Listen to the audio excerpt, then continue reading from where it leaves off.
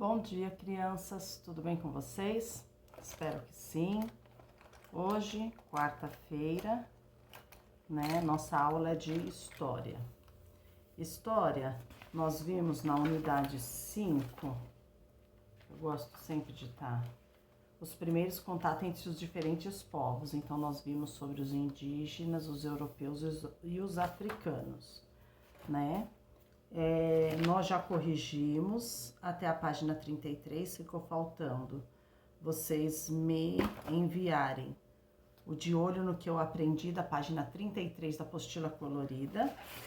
E amanhã, na aula do Google Meeting História, nós vamos estar corrigindo a apostila preta e branca, que foi passado a unidade 5, da página 2 até a página 10, ok? Da 2 a 10, nós vamos corrigir amanhã.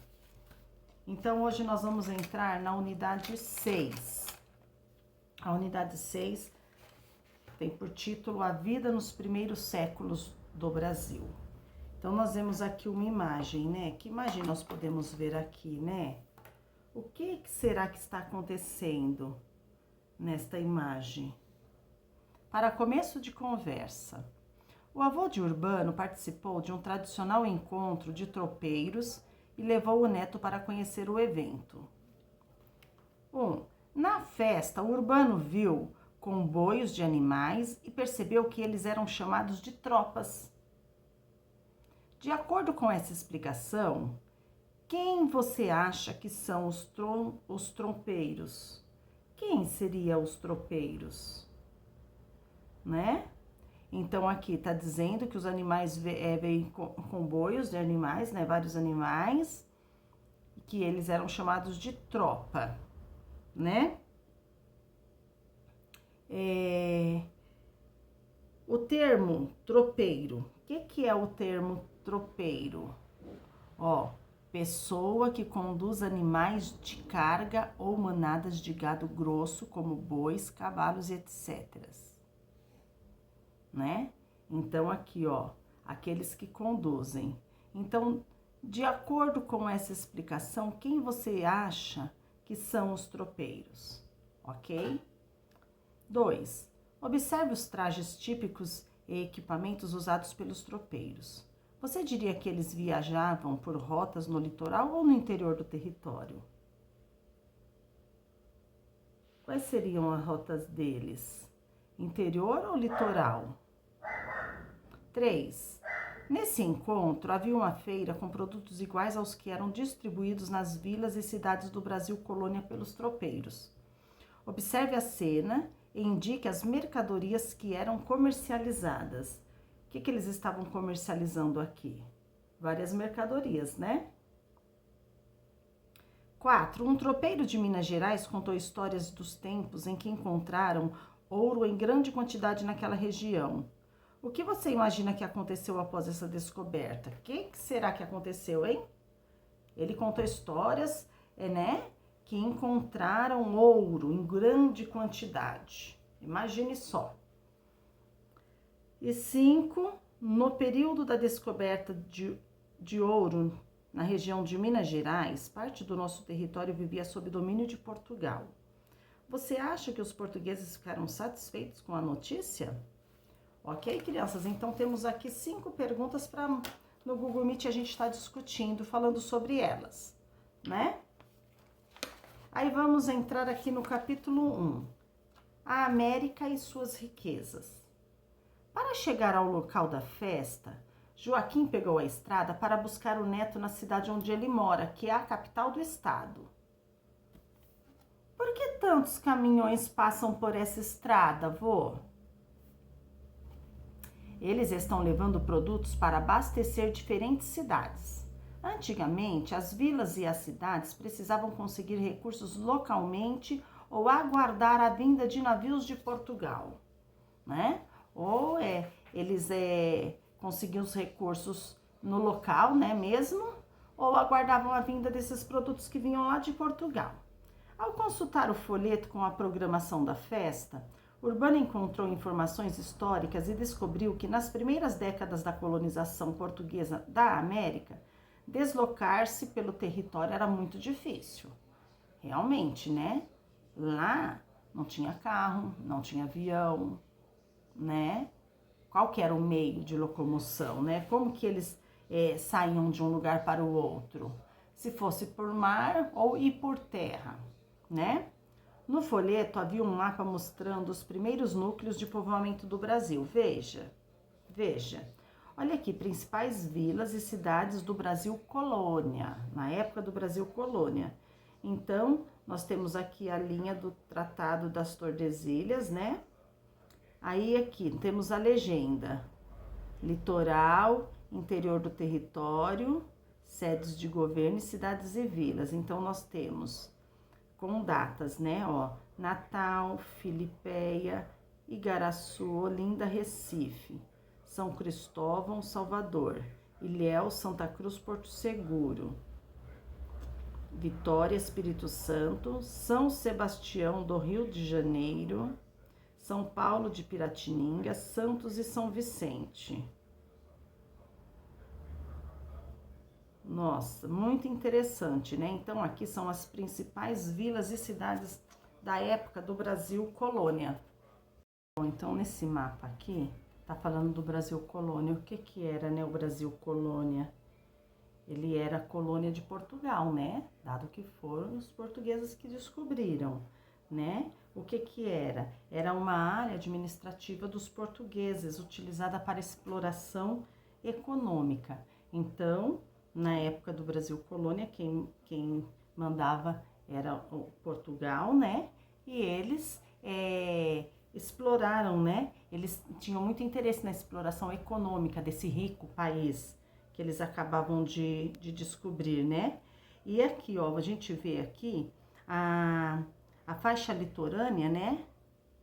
A faixa aqui litorânea, ela foi a primeira a ser ocupada pelos colonos. Foi a primeira, né? Agora, essa parte que está em rosa, não era do interesse da exploração lusitana, né? E de pedras preciosas. Então, e nessa época aqui, os únicos que habitavam aqui o país eram os indígenas. Aí nós temos aqui, ó, vamos lá, vamos ver, Salvador. Olha Salvador, a legenda aqui, ó, sede de governo, né? Foi a primeira cidade, tá? Salvador, ela foi a primeira cidade que alçou essa condição com a chegada do governador geral Tomé de Souza em 1549. Olha aqui, a primeira sede de governo foi em Salvador em 1549, né? Aí aqui a gente comparando, tá vendo que cada cidade aqui tem uma data. Essa data aqui é a data da fundação desses povoados, tá? Que foi fundado esses povoados, né? Olha só, comparando a data mais antiga, né? As datas mais antigas com as mais recentes do mapa, né? A imagem, ela mostra aqui as vilas, que tá aqui, ela mostra as vilas e cidades fundadas no século XVI. Interessante, o de vocês está colorido, é mais fácil ainda para a gente estar vendo. Vamos para a página 37. De acordo com o mapa da página anterior, qual área concentra a maioria dos núcleos de povoamento? Qual área? O litoral ou o interior do território?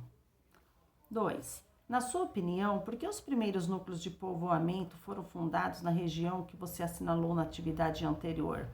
Por que os primeiros núcleos de povoamento foram fundados nessa região? O que vocês acham, né? O Urbano ficou surpreso ao saber que entre as primeiras cidades brasileiras estava aquela onde ele mora, e ela não ficava na região litorânea. Olha aqui, São Paulo. Olha que interessante, né? Na fundação, quando a cidade de São Paulo foi fundada, olha o nome que ela tinha, São Paulo de Piratininga, né? No passado ela era conhecida como São Paulo de Piratininga. Agora, somente São Paulo, mas lá na época do Brasil Colônia. Muito interessante, né? E aqui tem a data de 1554, quando ela foi fundada, 1554. Olhando dentre dessas cidades aqui, qual que foi? Né? Vamos depois conversar no Google Meet. Qual foi a primeira a ser fundada, né? Nós vamos estar, como que fala? Comparando as datas. Ok? O desinteresse em ocupar o território. Chegando à festa, Urbano e seu avô pegaram cavalos emprestados e começaram a cavalgar. Enquanto isso, Joaquim contava ao neto como foi o início do povoamento português das terras que hoje formam o Brasil. Qual era o interesse dos portugueses nas terras brasileiras? Ele perguntou. Tudo começou com uma árvore que deu origem ao nome do nosso país. Joaquim contou que nos anos que se seguiram à chegada dos portugueses às terras brasileiras, o único produto que eles encontraram que era de interesse comercial para a Europa foi qual que lembram, né? A árvore, o pau-brasil. Essas árvores eram úteis pela madeira e pela resina que delas se extraía para uso na construção de navios e edifícios e tingimento de tecidos. Observe o mapa ao lado que apresenta essa riqueza natural do território brasileiro. Olha aqui, mapa Terra Brasilis, de Lopo, Homem e Pedro Reinel, 1519.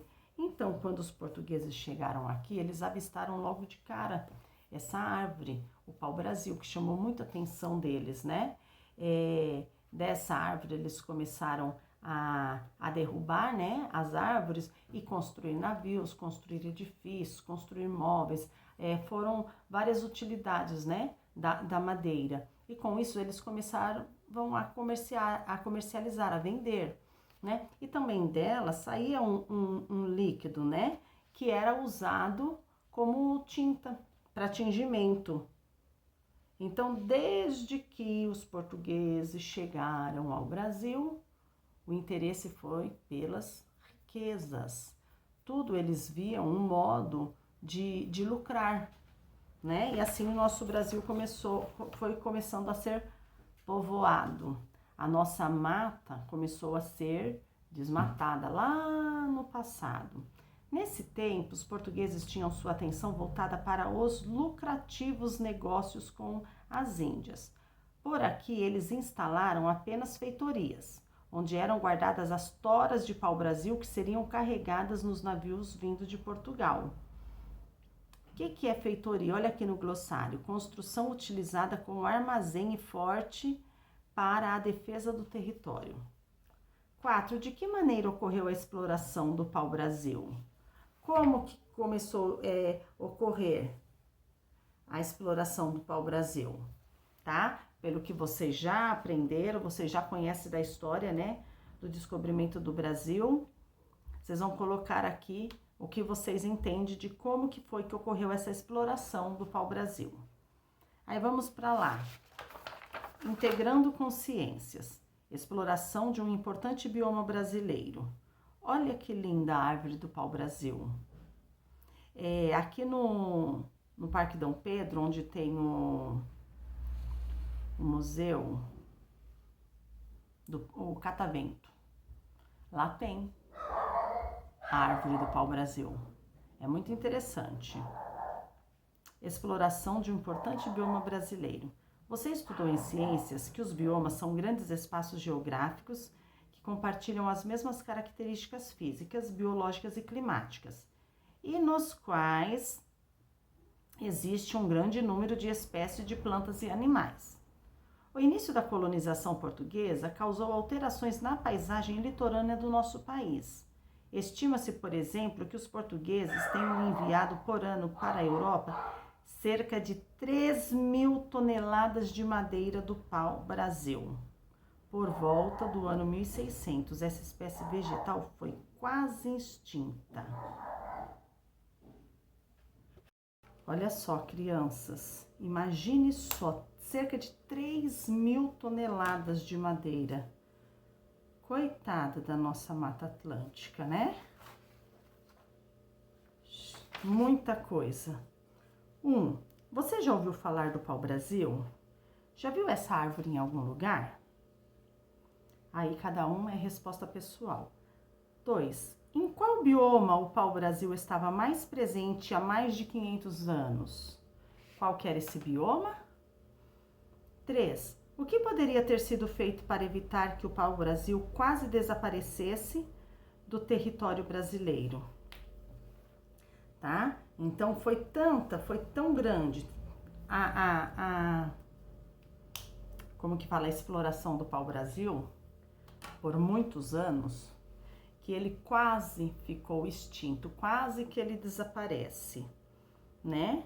Mas assim, olha aqui, que ação poderia ter sido feita para evitar que ele quase desaparecesse? Ok, crianças? Vamos para a página 39, a presença estrangeira na costa do Brasil. Então, com as feitorias, o território conquistado por Portugal estava protegido? Olha a pergunta de Urbano. Não exatamente. Outras nações não reconheceram a conquista portuguesa e decidiram aportar aqui. O avô de Urbano explicou que, assim como Portugal, outros reinos europeus buscavam riquezas nas terras do Novo Mundo. A França e a Inglaterra, interessadas nos recursos da América, mandaram diversas expedições para explorar as terras brasileiras.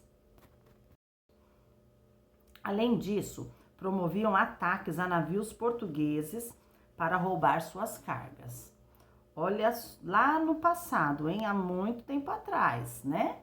Então, nós já vimos que os primeiros povos que povoaram o nosso país estão os africanos, os indígenas, que já eram daqui, né? E os europeus. Então, não foi só os portugueses que ficaram de olho nas riquezas desse novo país, dessa nova descoberta. Então, tá dizendo aqui, olha só, que a Inglaterra e a França também, eles ficaram interessados nesses recursos. E o que acontecia? Eles atacavam os navios portugueses para roubar suas cargas, né? Os portugueses, ameaçados pela presença desses estrangeiros, decidiram colonizar as terras da América, para evitar que outras nações tomassem o território para si. Você sabia?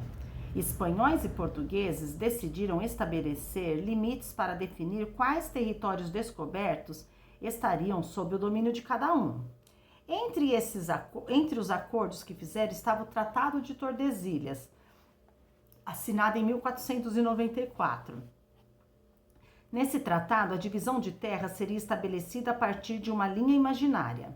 As terras descobertas a oeste dessa linha seriam da Espanha e aquelas que estivessem a leste pertenceriam a Portugal. Então tá aqui o Tratado de Tordesilhas, né?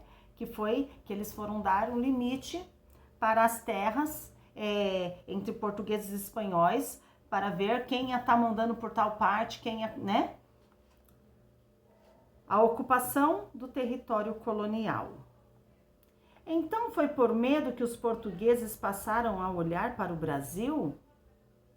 Sim, além disso, Portugal havia perdido espaço no comércio com as Índias e já não obtinha grandes lucros com as especiarias. Joaquim explicou a Urbano que Portugal não poderia ficar com o comércio das Índias e a exploração da América, por isso optou pela colonização do território americano.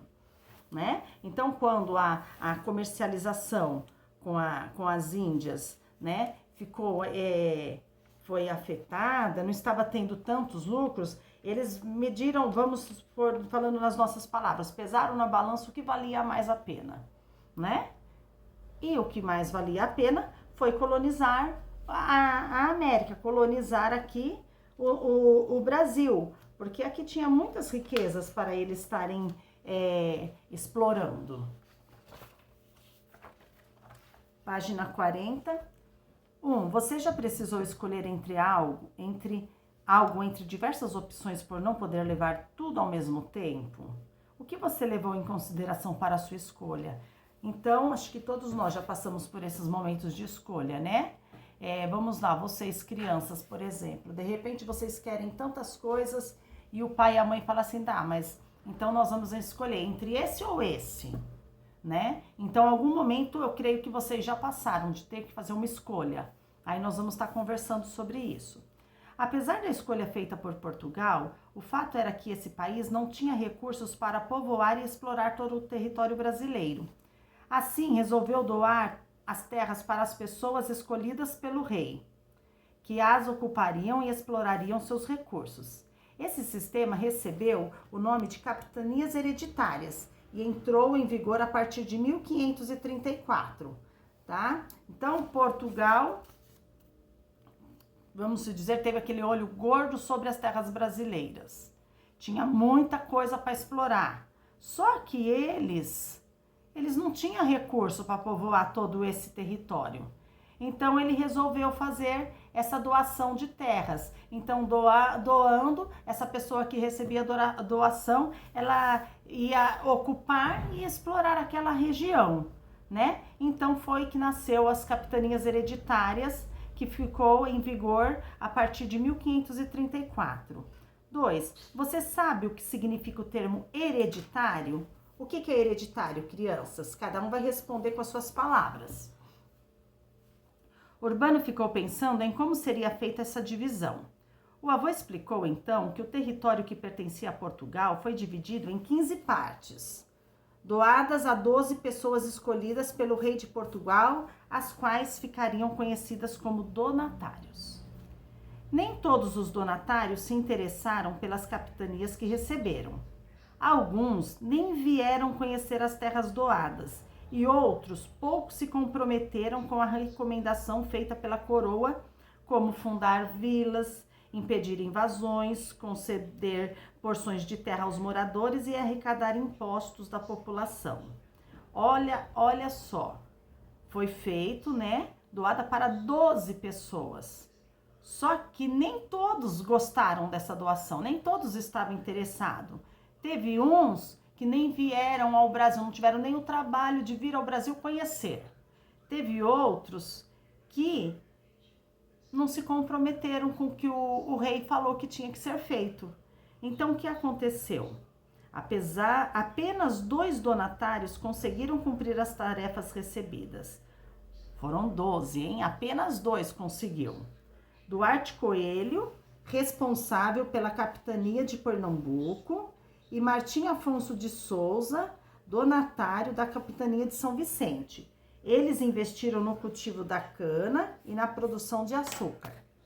Página 41 para terminarmos.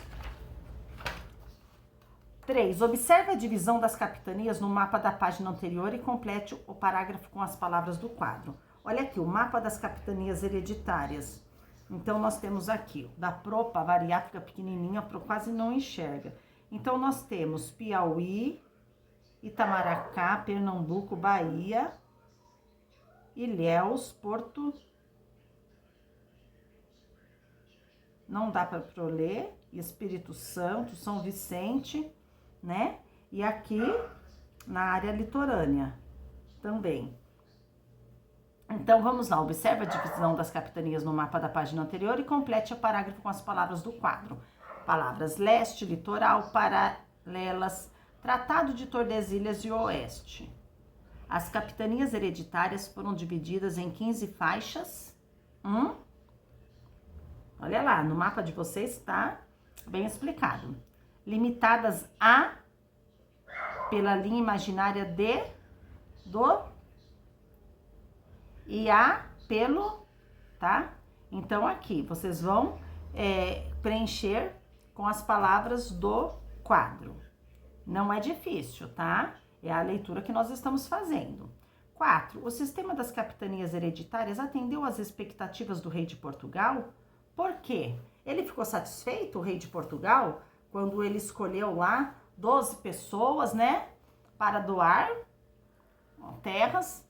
Só que a gente já viu que dessas 12, somente 2 seguiu o conselho dele e a orientação dele, né? 10, nem aí. Então, o que vocês acham? Esse sistema que ele fez de capitanias hereditárias atendeu a todas as expectativas dele? Por quê? Para organizar a administração do território português na América, o rei de Portugal instituiu um novo tipo de governo no Brasil, que é o governo geral. Quem ocupava o cargo de governo geral deveria auxiliar os donatários a desenvolver suas capitanias, instaurar engenhos para a produção de açúcar e defender os territórios das nações inimigas. Então, quando ele foi organizar, né, a administração do território português na América, ele instituiu um novo governo no Brasil, chamado governo geral. Ele ocupava esse cargo e ele era responsável, né, por auxiliar esses donatários que receberam essas terras a desenvolver as suas capitanias, né, a trabalhar, a produzir, né, investir na produção. Olha aqui, a cana-de-açúcar, produção de açúcar, né, e também orientar eles como se defenderem dos territórios, né, de nações inimigas. Olha aqui nessa imagem ao lado, vista da cidade de Salvador em mapa de amoldos montanos no século 17. Olha como que era a cidade de Salvador no século 17. 5. Qual é a relação da cidade representada na imagem acima com o governo geral? Qual que é? Lembra que nós vimos aqui, ó. Vamos lá. Aqui na página, onde tem as principais vilas e cidades do Brasil colônia, né? E nós vemos aqui falando sobre isso. A imagem de Salvador representa com o governo geral, né? Urbano estava gostando de conhecer essa parte da história do Brasil que revelava um movimento de pessoas em nosso território. Joaquim comentou com o neto que os movimentos de pessoas e produtos estiveram presentes em todos os momentos da história do Brasil. 6. Você se recorda de algum evento histórico que esteja associado ao movimento de pessoas e produtos? Né? Então vamos lá. O que nós estudamos no terceiro bimestre, no segundo bimestre, né? O que vocês lembram que está associado a esse movimento de pessoas na história do Brasil? Bom, crianças, hoje é somente isso, tá? Lembrando que amanhã no Google Meet nós não vamos começar a unidade 6, nós vamos corrigir a apostila preta e branca. E quem ainda não me apresentou o de olho no que eu aprendi da página 33, eu quero isso para amanhã, que nós vamos ver se dá tempo também de fazer essa correção, ok, crianças? Então, por hoje é só. Beijo, amo vocês e até mais tarde, até as 2.